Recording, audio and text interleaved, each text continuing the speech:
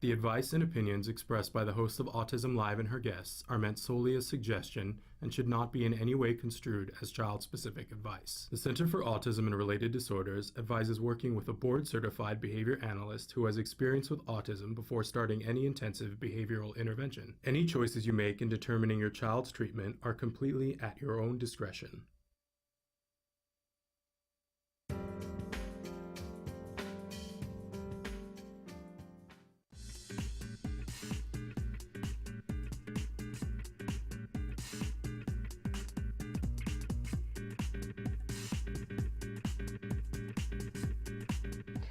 So first of all, the name of the disorder has changed, and the name is now autism spectrum disorder.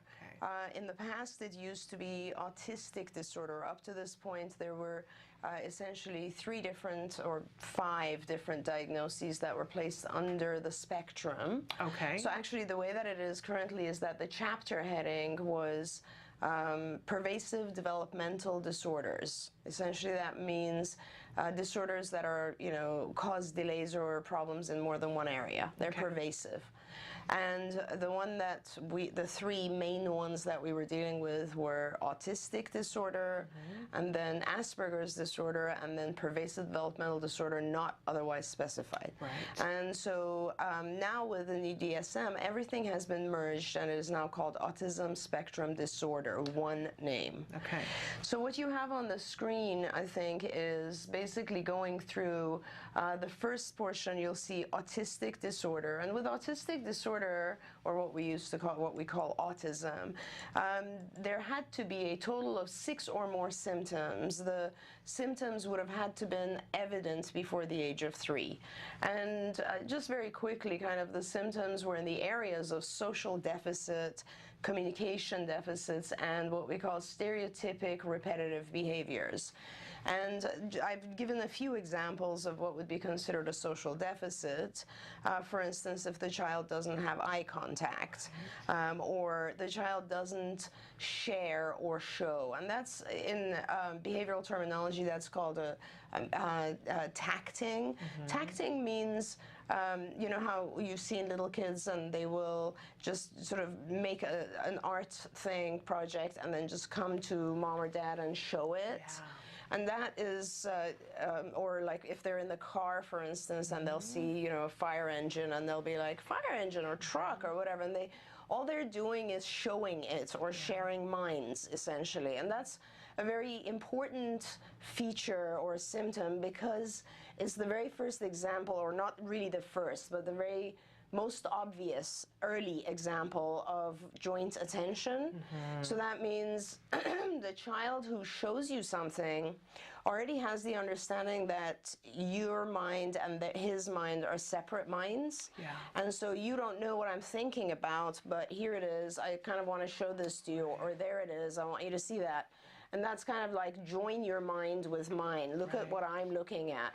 And that is the, I guess, first most obvious sign of joint attention or perspective taking theory of mind. So that's a very important key feature. So if a child is not doing that, that's a red flag. Okay. And then, of course, emotional reciprocity is another key feature of the social deficit. These are children who don't really react if they're hurt, or if they need comfort, or if they see another person hurt, or that sort of thing. Now, in the social deficit area, you do need 2 symptoms. This is the current status. You need to have 2 at least in that area. You could have more, but in order to qualify, you have to have at least 2. At least 2, correct. Okay. In communication deficits, the areas that we look at are language, obviously, and that's the most common. Most of the kids that I see come in because they have a delay in language. And then pretend play is considered a communication, or up to this point, considered a communication deficit. So the child is not really doing any pretend play. And pretend play has to do with using sort of imaginary objects to perform various things. Like an early sign of that would be picking up a toy telephone, let's say. Right. Yeah. That's symbolic play. So a bit of imagination. Imagination, right, or dressing up, or, you know, all those things are imagination, pretend play. And then, of course, there's, even with kids who have adequate language, or we should say speech, they don't have the ability to converse. Right. Okay, so any of those are examples of communication deficits. We need one, at least one symptom in that area. Okay.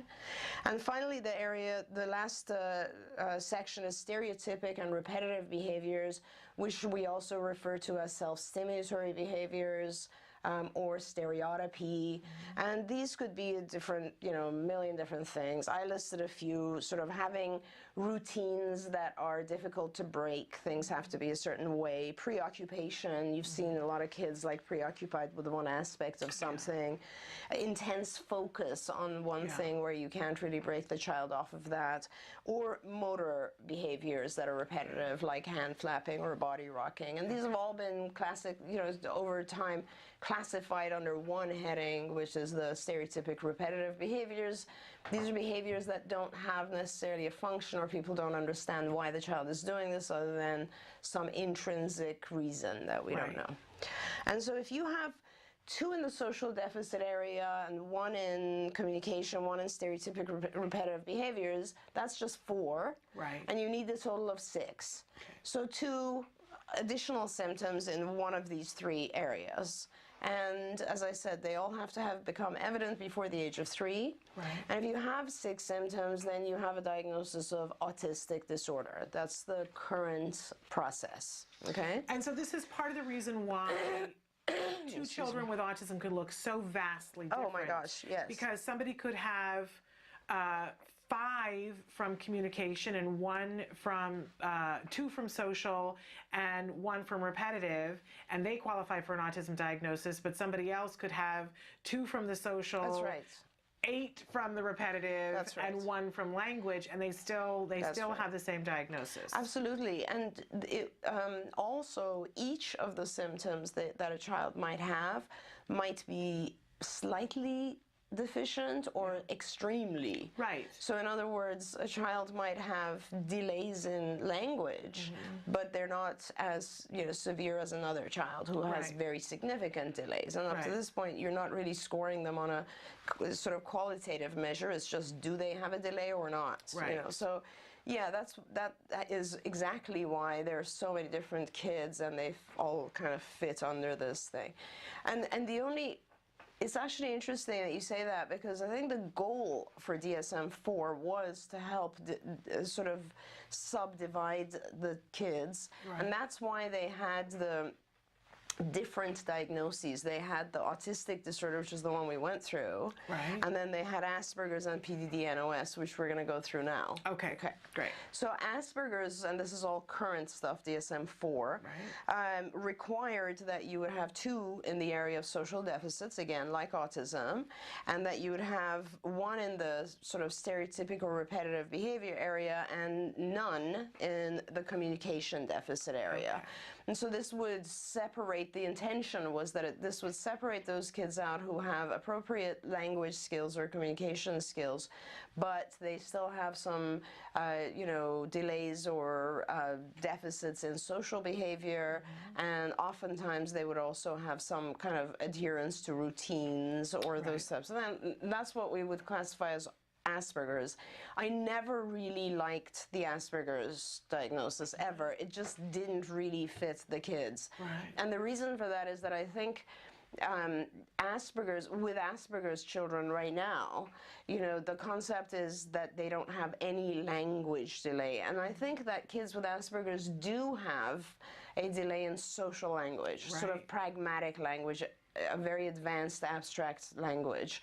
But, you know, so this was how you diagnosed Asperger's, essentially, is that you weren't really looking at communication, you were looking more at social behavior.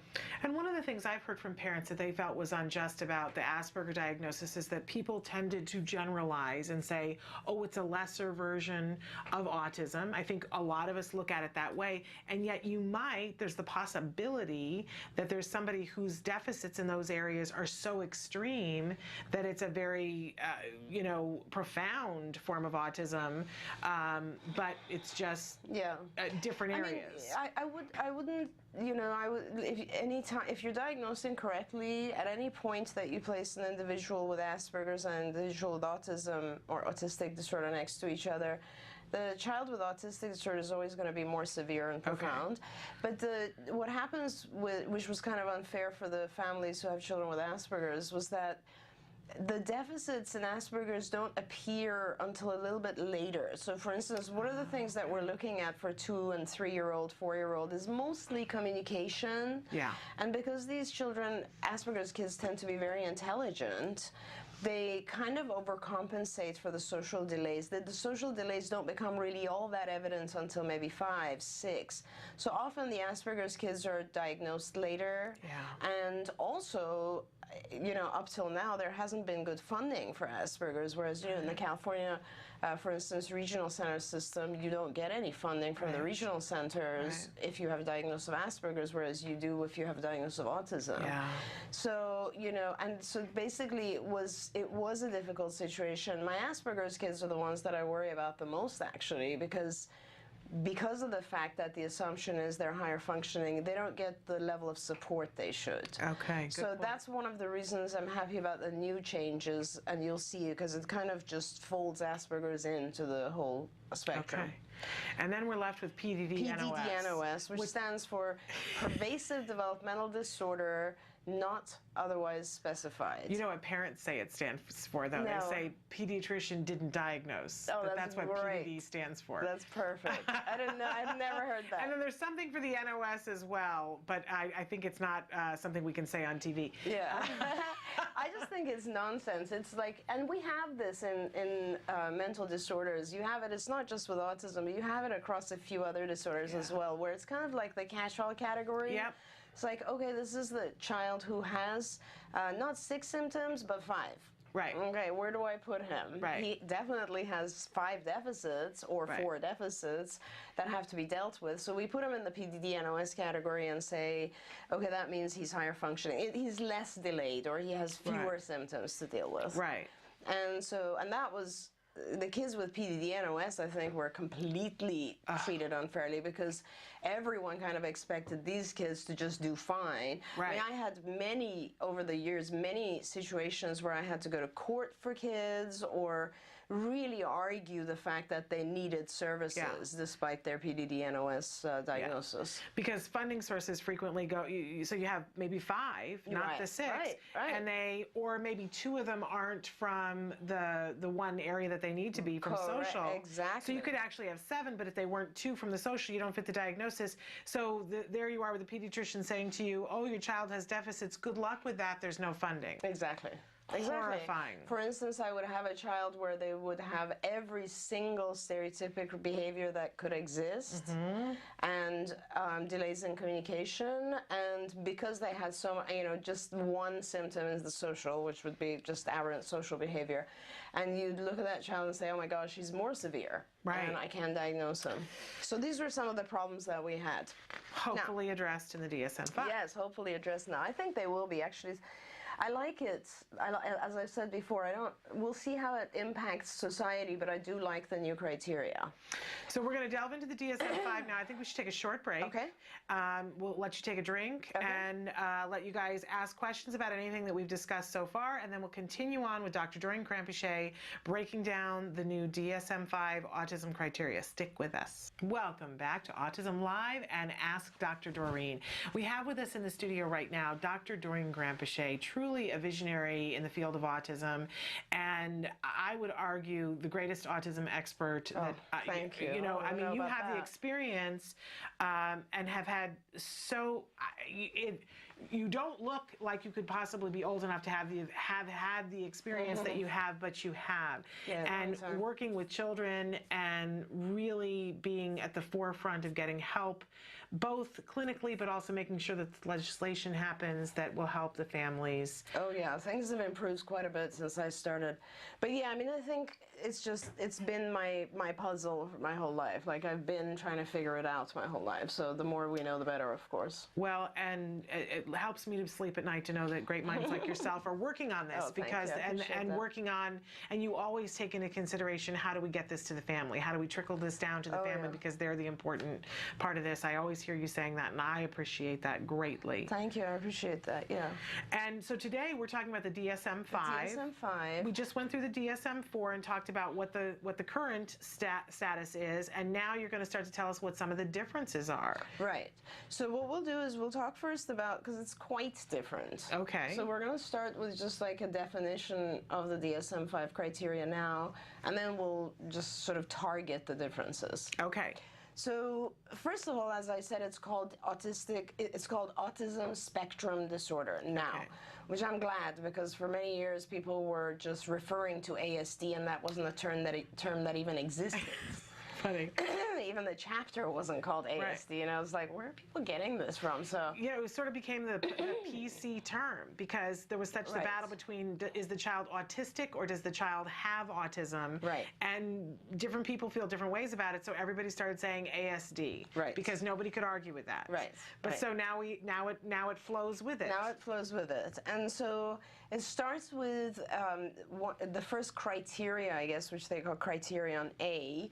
And this, there's a lot of text on the screen here, but basically this is persistent deficits in social communication and social interaction across contexts, and it can't be accounted for by general developmental delays, and manifested by all three of the following. Okay. So there's two things here. One is we're no longer saying you have to have like X number of the following. We're saying you have to have all of the ones that are listed on this page. And the purpose for this is that they've joined communication and social. Now, I've said for years and years, obviously, how can you not have a social delay if you have a communication delay? Right. There's almost no way, right? I mean, when you have a communication delay, unless you're hearing impaired, you will have a social delay. Right. And that's what happens. I mean, how can you socialize if you can't vocalize or communicate? Right, makes sense. So it makes a lot of sense that they've joined it. So the very first thing is they've joined communication and social, and these are the things they want you to have. The deficits in social emotional reciprocity, we had that. That was kind of the empathy Right. portion, which ranges from abnormal social approach and failure of normal back and forth conversation. So that's kind of through reduced sharing of interests, emotions, and affect, and response to total lack of initiation of social interactions. So that basically says the whole array, if you have a mild social deficit or if you have a very significant social deficit, that's number one. You got it. That you have that point. But you also have to have deficits in nonverbal communicative behaviors like used for social interaction. Things like poor integration of verbal and nonverbal communication. This is kind of like, standing very, very close to people and talking to them, not giving eye contact, through gesturing. abnormalities in eye contact, Gesturing, gestures, being able to- understanding gestures, Okay. exactly, body language as a whole, or deficits in understanding and the use of nonverbal communication, all the way to a lack of facial expression or gesture. I mean, sort of doesn't matter how severe, but if you are not able to have those, if you don't have those nonverbal communicative behaviors, whether they're mild or severe, then you classify. That'll be point 2. You have that. Okay.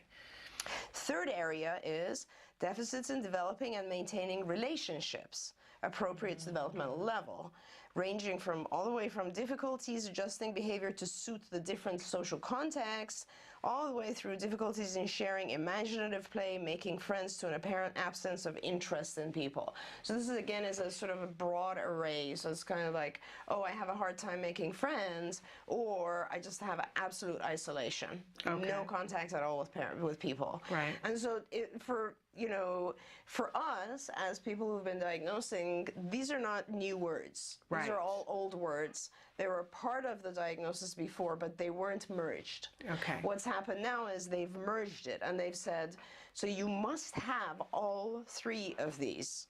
Okay, so now let's look at what they are. That Can I means- ask one thing Sure. though? Because what's initially scary to me as a parent is, oh, you have to have all three of these, but within those three, they give you such a broad target, and you just have to have one thing within that broad That's target, right. correct? That's okay. right. Okay, And great. if you really think about it, Shannon, these three are the ones that most of the kids would have before anyway, because remember we used to have two in the social area, Right. Right. and at least one in the communication area. Right. That's what they are. Okay. It's those three that everybody always had. Okay. So most of our kids will fall into one of these categories, or Okay. all three of them actually.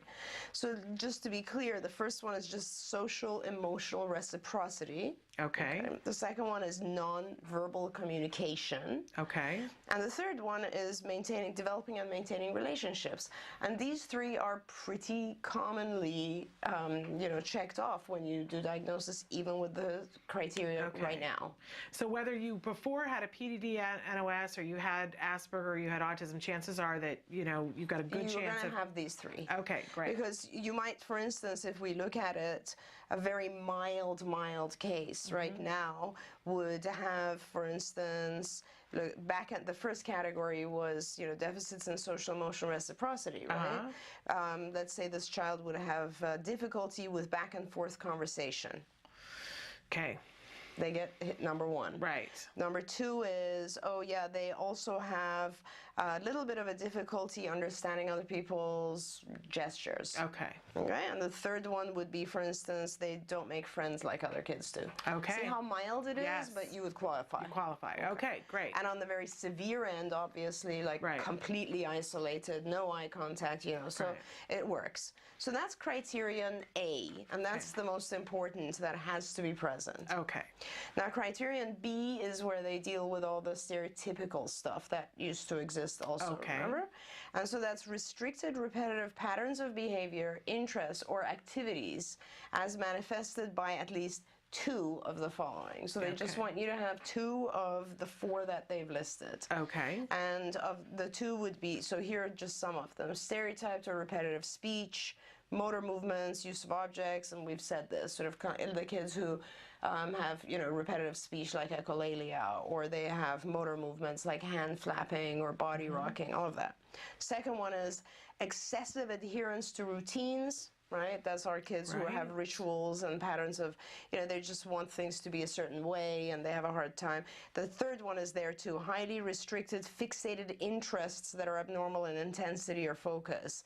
Like really always having to kind of look at the detail of their toys, or Right.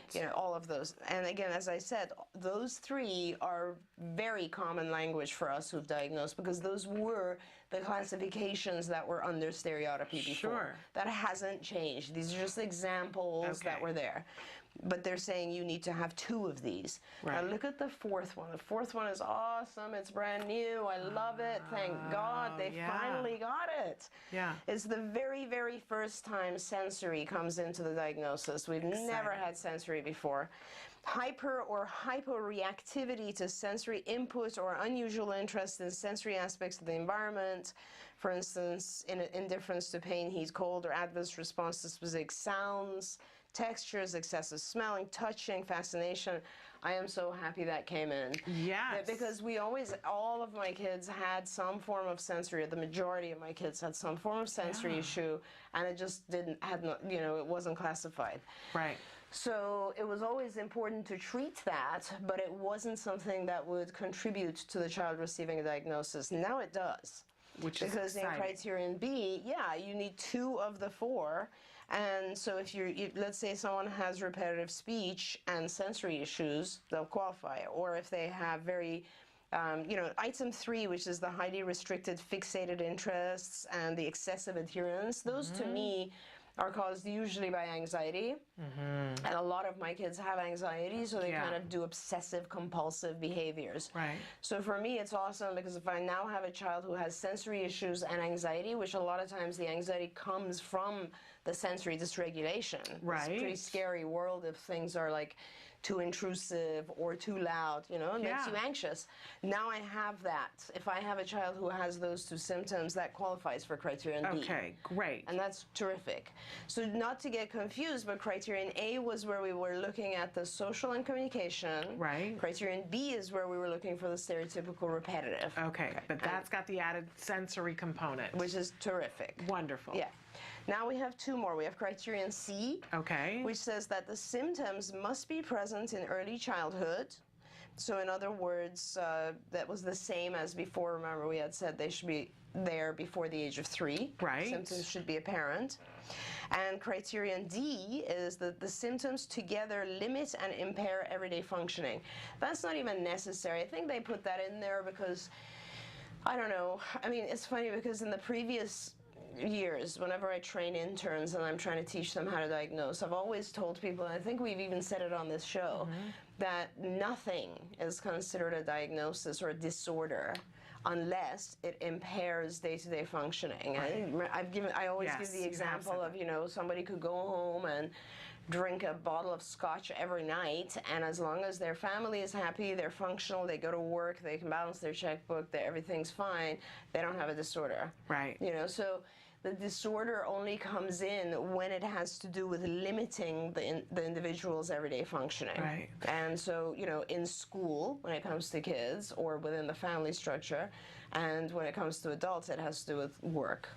Can I go back to C for a second? Sure. Emily, can you put that back up for a second? Because when we saw last summer and were able to comment, it seemed as though that this, in parentheses, is the new part of this. Is this, or was this in DSM-IV and I just didn't know it was there? No, it's a clarification. I think what they're trying to say, but may not become fully manifest until social demands exceed limited capacities. The reason for that is that often excuse me, a parent who this is their first child won't really know what's appropriate or not appropriate, and therefore we only start to see a lot of the problems when the child enters, let's say, preschool. Yeah.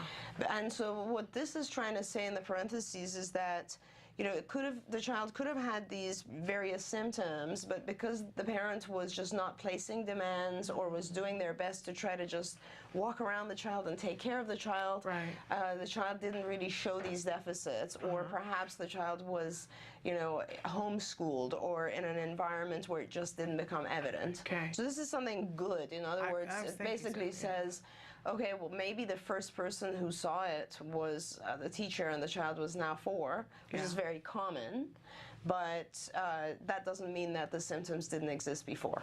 Because that sounds great, because I know at least one mom has asked that she has a 7-year-old that when he was getting diagnosed, they said, well, the symptoms weren't there before 3, but has huge social deficits that have become apparent in the last couple of years. Right.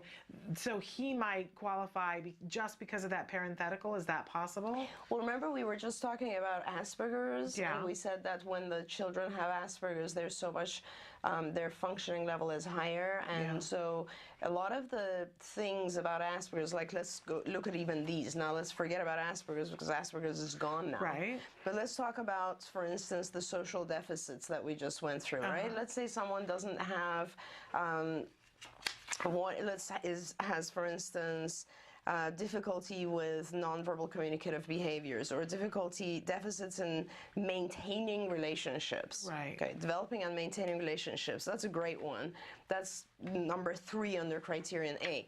That's something that doesn't even develop normally until after 3. Right. See, when you are 3 or even after 5, so when you're a 3-year-old, you don't have sustained relationships with peers. Every day someone else is your best friend. Right? We all know that. And it has to do with if they brought you candy or gave you their pencil. Okay. Right. That's very normal.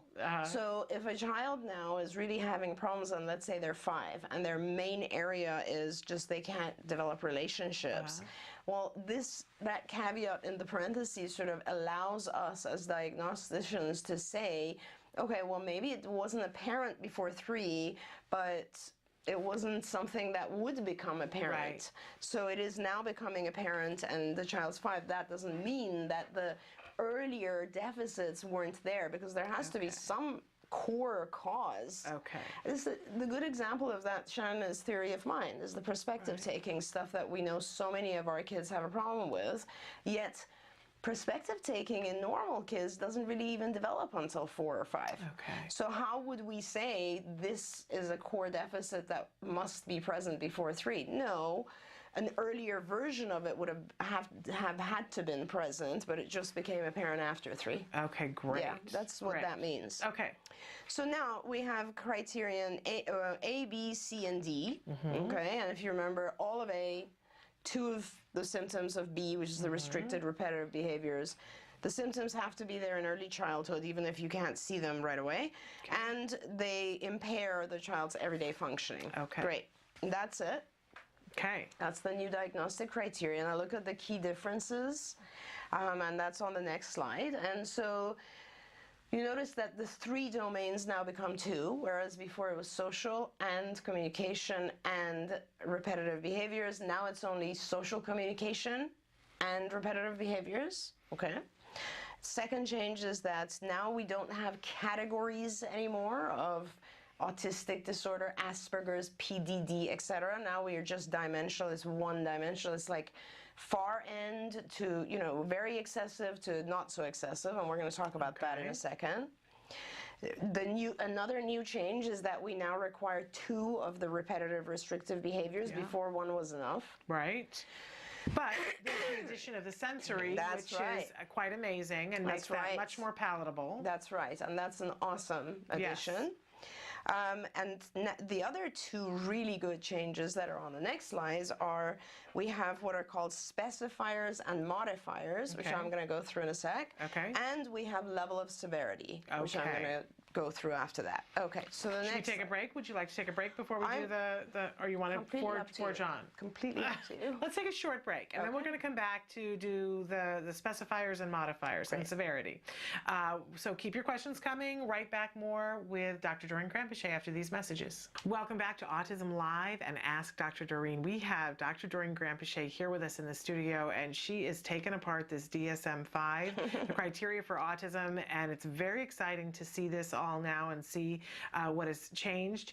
You've gone through the DSM-IV so we could see what the status was and some of the differences, and gone through the DSM-V, but now you're going to show us the modifiers and the levels. That's right, and this is sort of a very key portion of the DSM-V diagnosis. And so just to really quickly summarize with the DSM-V, we went through that there are 2 sections now. One is sort of the social communication, and in that you need to have all the symptoms that are listed, although it'll range from pretty severe to moderate to mild. And the second criteria is the repetitive stereotypical behaviors, and in there you have to have 2 of the symptoms. And then if it's before the age of 3 or early development and it causes problems in functioning or adaptive functioning, then you're good so far for the diagnosis. Now there's 2 other, so at this point you would basically have the diagnosis of autism spectrum disorder. What's more important is this is how they're helping us differentiate the kids who are so different from each other. Okay. Because you realize we're just kind of, that's why I don't think this is a bad thing, Shannon, because I think what they've done is they've kind of taken away those just random names or labels, put them all in one basket and said, okay, you can be extremely mild or extremely severe as long as you have these things.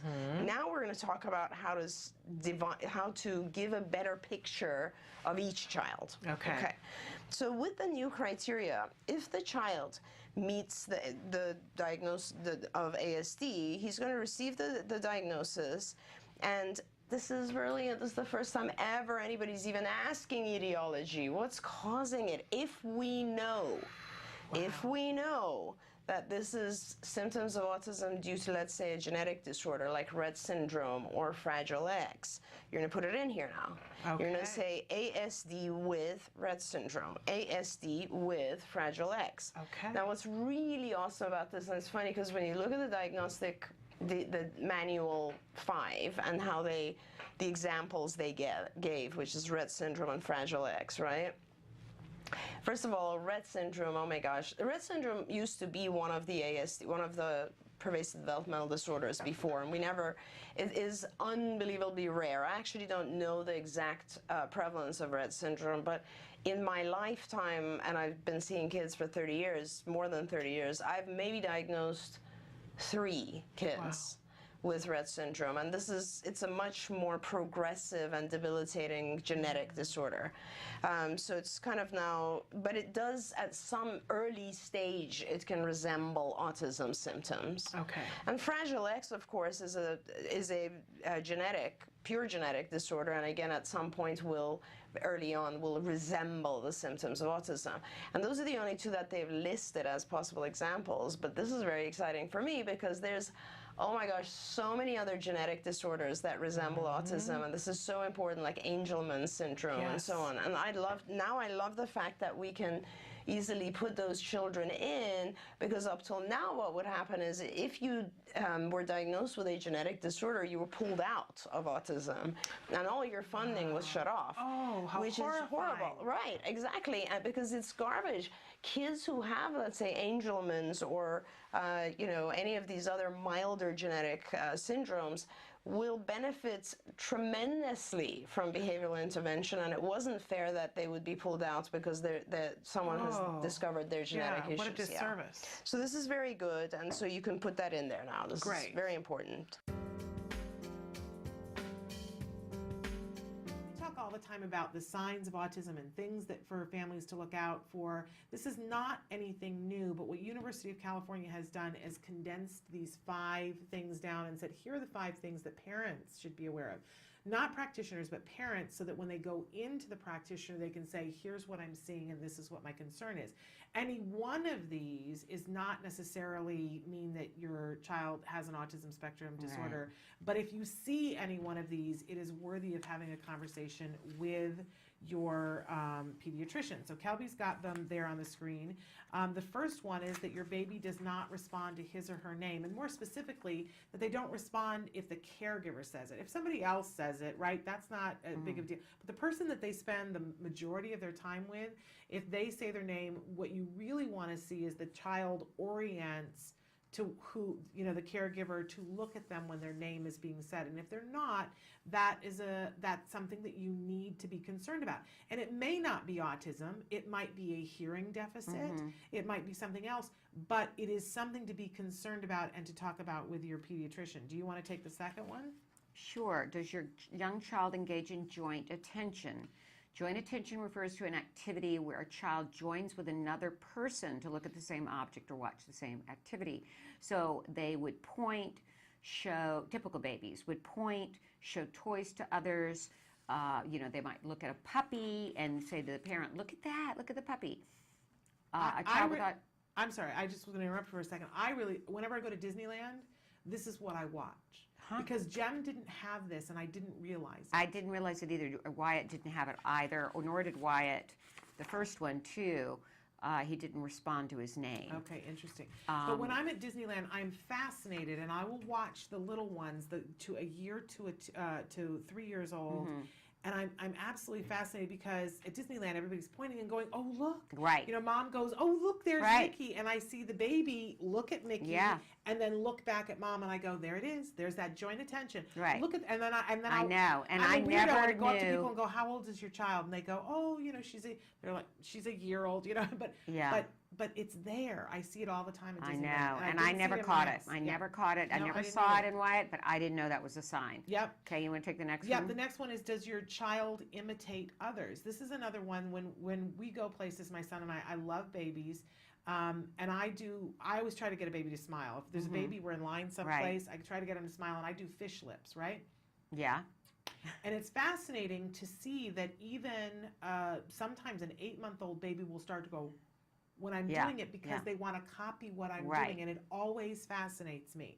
So if you're doing something like you're picking up a phone and pushing the buttons, and your child has a play phone and they're pushing the buttons, that's imitating something that you do. If they're not doing that, something to be concerned about. Right. I would say that Wyatt, but he regressed. So, I know that during the first year, if I smiled at him and laughed, he laughed and smiled. Exactly.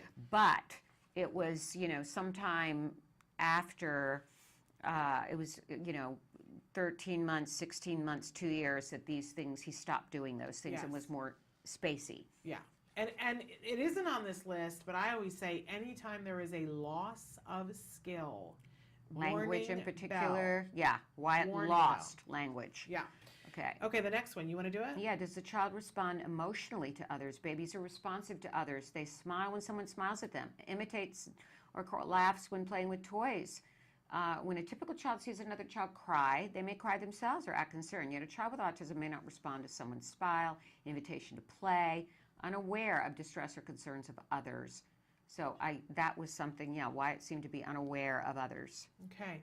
And then the last one is, does the baby engage in pretend play? And we've been talking all last week, we've talked about all the different kinds of play, and I talked about the functional pretend play aisle that you go down and you get the pretend vacuum cleaner, and the sociodramatic play where maybe you play the mom and then you switch and say, no, I'm going to be the dog or I'm going to be the dad.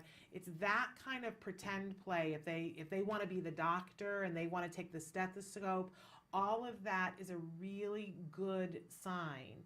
If it's not there, again, we don't panic, but it's absolutely something you should be talking about with your pediatrician. A question that came in on Facebook that I wanted to make sure that we addressed from a young adult. He wants to know what resources would be available for someone who is an adult, not diagnosed as being on the spectrum, but has a lot of the same mannerisms and traits as someone on the spectrum. For instance, how would one be diagnosed as an adult and what places would be able to do that?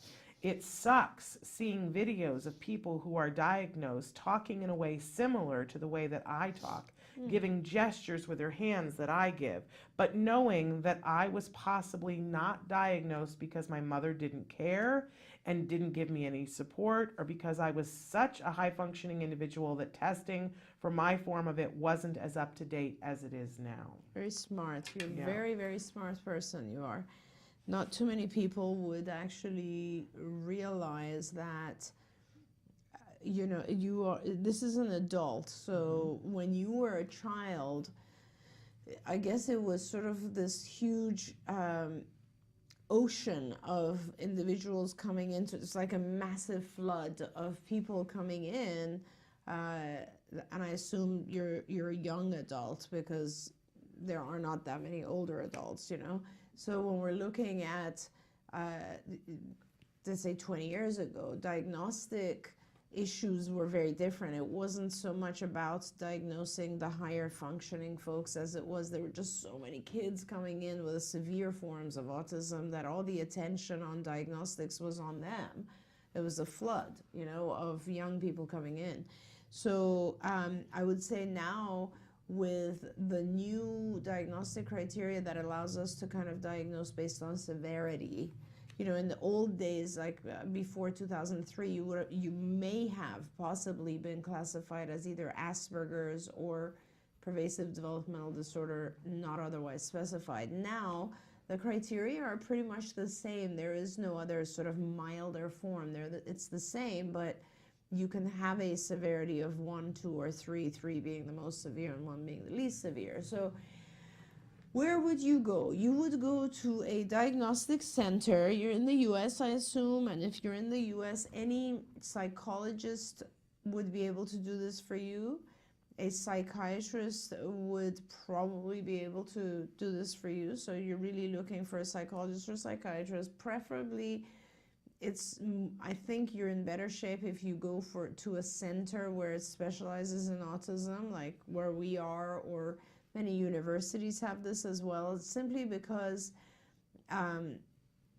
generally speaking, people are more dismissive when it's an older individual who's high functioning. And so I don't know that it has really anything to do with your parents. I think it has your mom, for instance. I think more than not, it's likely that people were very dismissive because you're very high functioning.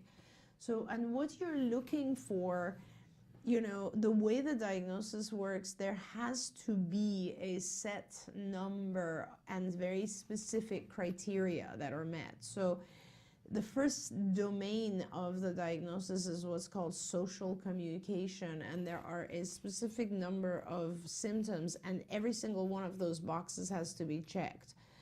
Now, you can't not check one of them in that segment. In the second section, there's several symptoms. This has now to do with the second kind of domain that we look at, which is called stereotypic or repetitive sensory-based types behaviors, and you have to have like one at least in that area. So you kind of, it's a little bit different, but it's based on a series of symptoms. Look it up. Look up DSM-IV, autism spectrum disorder, and it'll come up. You can find it. It's online. Autism Speaks has it on their website. You can just look it up online. It'll come up. The symptom criteria for autism or ASD, it'll just pop up. But you want to look at the DSM-IV version, and you'll see. And if you really feel that you fit the required criteria, then go see a psychologist or go to a center, and they will give you a diagnosis. Now, what will the diagnosis do for you? It will get you access to ABA, Applied Behavior Analysis, through your health insurance, through your medical insurance, and you will then be able to access people like us. And what we do, of course, I would love to work with you. I don't know where you are, but we do have a whole program for very, very advanced, high-functioning adults. My supervisors who deal with the adults at CARD are fantastic. So I don't know where you are, but those are the steps I would take. And if you do actually get a diagnosis, and you're always welcome to come to us for diagnosis as well. So just get in touch. And he has written in while you were talking and said that he has tried living by himself, but yesterday at the doctor, they said that they want to put him in assisted living. And he says, I failed at living by myself. Yeah, so and those are things that we can definitely help you with. And I just don't want you to think about it as a failure. You know, we go through a lot of things in life, and if we didn't try them and didn't fail at them, we wouldn't learn. So please don't look at it as I failed at something. You need some additional tools, and I'm pretty sure we can give you those tools. And the way to go about it is just to go through the path, get your diagnosis, and as I said, if you're anywhere near LA, come and I'll diagnose you. I'll look at you. I'll talk to you myself. And if you're not, just get in touch with us and we'll be able to help you.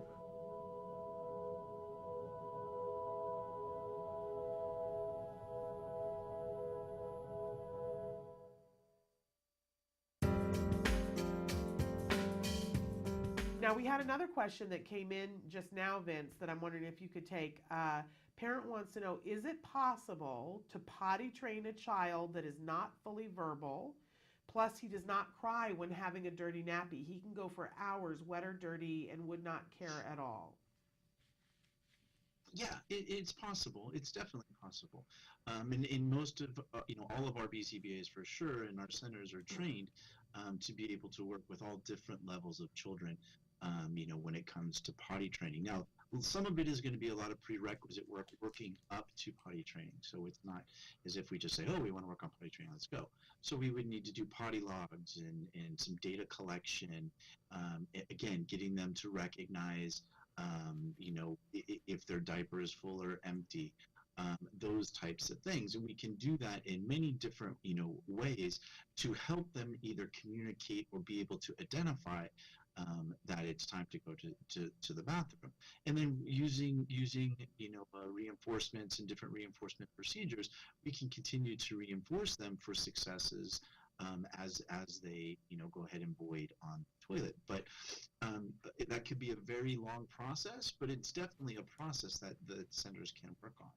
I find that one of the things that's most interesting about the autism community, because anytime there's an issue with a kiddo, there's also, as you know so well, Vince, there's also an issue of anxiety on the parents' part, right? Because aren't we always anxious? Well, my kid's not going to be able to do that. Yeah, of course. Some kids can do it, but my kid isn't going to be able to do that. And I love being in a room with behavior analysts and talking about potty training when there's a room of parents. Like, I would love to just have 40 behavior analysts line one side of a room and the parents on the other side of the room, and just have them watch each other's faces and bring up and say to the parents, do you think that your child will be able to be potty trained? And see the look on the parents' faces, and then say to the behavior analyst, do you think that you can potty train their child? Because parents don't know, Vince, that you guys have cracked the code on this. That behavior analysts have such confidence around potty training. They're like, oh yeah, no, that's not going to be a problem. It's just we're going to do this steps, and sometimes it takes this many days and weeks, and sometimes it takes this many, but it's just a series of steps, and this is how we do it. We've cracked the code on it. We've figured it out, and we can potty train pretty much anybody if there's not a medical issue. And the parents, we all go, really? You can, like, wait a second, because my child has an issue with this, and the behavior analysts are like, yeah, no, we got that. We totally have that.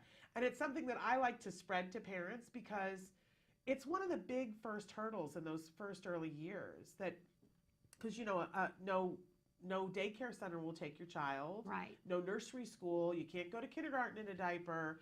There's a lot of anxiety about it. And we've all heard of the teenagers that are in diapers and fear it, Right, of course. So I love that this mom wrote in, but Vince, is there anything you want to say to that anxiety that the parents have, that we all are worried, whether it's potty training or something else, that we're like, oh, I don't know if my child's going to be able to do that? Well, and I think you hit the nail on the head with that one, in that anxiety is a natural anxiety, right? It's a natural anxiety that we have for all of us have for our children. You know, will they be able to achieve certain goals? Would they be able to achieve certain developmental steps as other children have? So I think that some of that anxiety is very natural, but I do think that, again, you're in the hands of professionals that can work with this, that have done this successfully, that really know you know, the steps and procedures to be able to make this successful, and being able to collaborate and be a part of that and really understand the systems and the you know, the protocols and things that the supervisor or the team will be putting in place, and then being actively a part of that, I think goes a long way. Our anxieties go down not only when we have knowledge of it, but then are participating in the process as well, because then they're going to feel that they're a part of the solution. We talked a lot yesterday with Dr. Doreen Graham-Pichet. She was answering questions from parents on a variety of different behaviors that parents were saying their children were exhibiting in school. And she was talking about a functional behavior assessment and how important it is to know the function of a behavior. So I want to back up just a little bit and fill in some jargon and things that were being discussed, because it was such an important conversation, and there were so many different behaviors that were being talked about. So everything that we do in life repeatedly, we do for a reason. We get some sort of a paycheck from it. We call that reinforcement. There's, you know, for people who chain smoke, there's a paycheck in it. That's why they do it. It might, for different people, it's different things, right? For some people, it's because they look so cool, right? For other people, it's taking that deep inhalation that they don't do without a cigarette. For other people, it's the nicotine rush. So lots of different things for different people. And if we just assume, so often what happens when somebody says, I want to stop this behavior, right? But if you assume what the paycheck is, or you don't even bother to deal with what the paycheck is, a lot of times you're not going to be effective at changing the behavior. We know that if you really know what the function of the behavior is, there's a whole bunch of science that will say, oh, if the function of the behavior is this, then this is what works the best, right? Even in the classroom, even with autism in the classroom. So I mentioned the 4 usual suspects yesterday. Let's take just a second to talk about those, because there's really 5, but with younger kids, it's usually about these 4 usual suspects, but we'll talk about the 5th one as well. So the number one reason why kids do things in a classroom is for attention. That's the former teacher here. I'm telling you, it's the number one thing. There are some kids, I always called them the precious empty buckets. These are kids that just, for whatever reason, they have a greater need for attention, and they just, it's really hard to get their bucket full. And if you don't get their bucket full, they will act out because they want attention. And you know what? When you need and want attention, it doesn't matter whether it's good or bad attention. At a certain point, you'll take anything, right? And if you doubt that, like I always say, look at tabloids and you will see people engaged in very bad behavior just to get attention. Okay, so that's one of the 4 usual suspects. Another one that's very prevalent in a school setting is escape.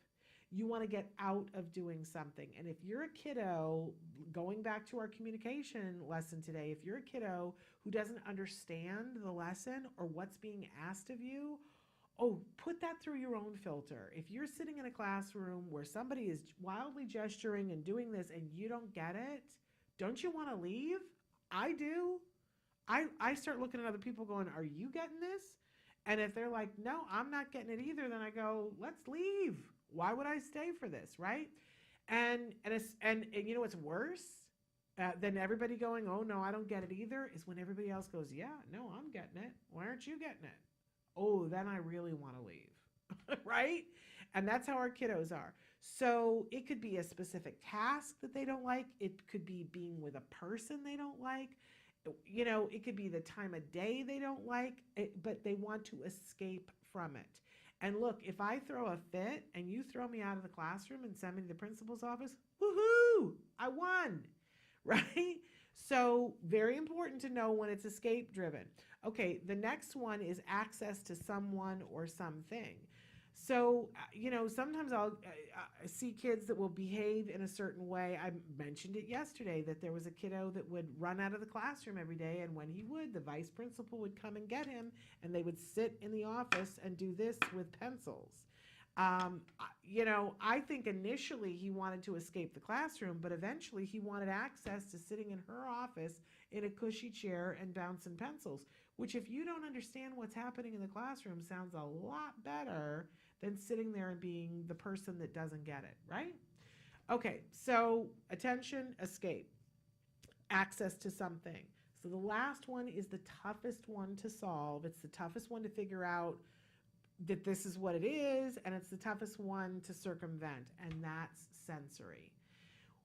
You're doing it just because it feels good. So for the kids who, you know, spit on their desk and draw in the spit, you know, I'm not 100% of the time, but a lot of the time it's because it feels good. Sometimes when kids bite and bite their hands in the shirt, it's sensory.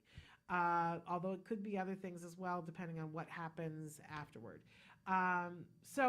And then the 5th one, which we don't talk about very much on the show here because it's really mostly for people that are older, is control, having control. And later on it becomes a big thing that, you know, for people who have anxiety, especially control, sometimes it doesn't matter what it is, but just to have control over something. So, okay, imagine for a second that a kid is engaging in a behavior, and the example that I always like to use is because it's easy, is the kid who's biting. So the child is biting and we go, oh, this is not good, right? Because biting, ooh, you know, I mean, oh, somebody's going to get hurt, you know. And people will assume, oh, it's this. Oh, it's sensory. Well, it might be. But what we need to do is look at what happens directly before the biting and what happens after the biting and everything else that's going on. And usually you want a trained person to do this, and it's called a functional behavior assessment, and it's got several different aspects to it. They're like an investigator. They'll interview people and say, you know, what did you see? What did you see? What did you see? Right? Then they'll go and watch to see if they can see the behavior. And then they might try different things to see, does the behavior happen in the absence of this, or does it happen in the absence of that? Right? So there's all these different things that go into an FBA. And you, as a parent, can ask for an FBA to be done on a behavior in school, or a teacher. It's very rare, and I think teachers get really about asking for an FBA to be done because it means somebody else has to come in the classroom, and, you know, administrators don't like that. But a teacher can. They can, and they have, and they do. You can, the thing is, you can ask your ABA team to do an FBA on a behavior, but if it's happening at school, they're going to have access to the school. which you, depending on your school administrators, they may allow them in, they may not, right? Because they're so afraid that they're going to be found to be the thing that's causing it. Well, I got news for you. It's not about guilt and blame, but things happen in the classroom. You can't have control over everything as a teacher. And one of the reasons why it's important to do an FBA and figure out which one of these 4 usual suspects, potentially 5 usual suspects it is so you can do the best possible intervention. All right, we'll go back to the biting. Might be sensory, but what if the biting is for attention? And what we see is that, the child, something's happening with the class that's being dealt with as a group. The child bites the student sitting next to them, and the teacher goes, "Why did you bite that person? You shouldn't bite that person. It's not acceptable. You come over here and sit by me. I don't want you sitting by her because you might bite her again." Oh my gosh, that's a lot of attention. And it feels good to the child. So if we see that the behavior starts happening more often as the teacher is doing this, we would change our tactics and make sure that there is no attention given for the bite, but we would change the behavior beforehand, which would be to give the child a ton of attention before they can get to a bite so that there's no need to bite. You see what I'm saying? So function of the behavior, if it's in a classroom, ask for an FBA to be done. The school has the way to do it. Ask for it in writing.